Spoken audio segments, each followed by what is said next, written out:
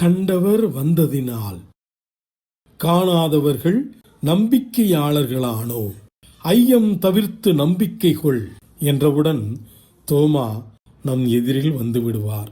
இயேசுவோடு இருந்தவர்களில் ஒருவர் இந்தியாவிற்கு வந்து, அதுவும் சென்னை மயிலாப்பூருக்கு வந்து அவர் கண்டதை காணாத நமக்கு அறிவித்து நம்பிக்கை கொடுத்தார் என்றால் நாம் எவ்வளவு பேறு பெற்றவர்கள். சந்தேக தோமா என்று அழைக்கப்பட்டாலும் இயேசுவின் விழாவில் கைவிட்டு நீரே என் ஆண்டவர், நீரே என் கடவுள் என்று நம்பிக்கையை அறிவித்தவர்.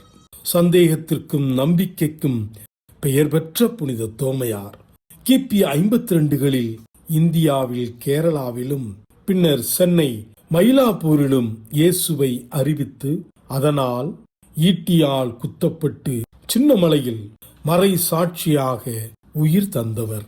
அவரது திருநாளில் இறைவனுக்கு நன்றி சொல்லி புனித தோமையாரை போன்று அறிக்கையிடுவோம்.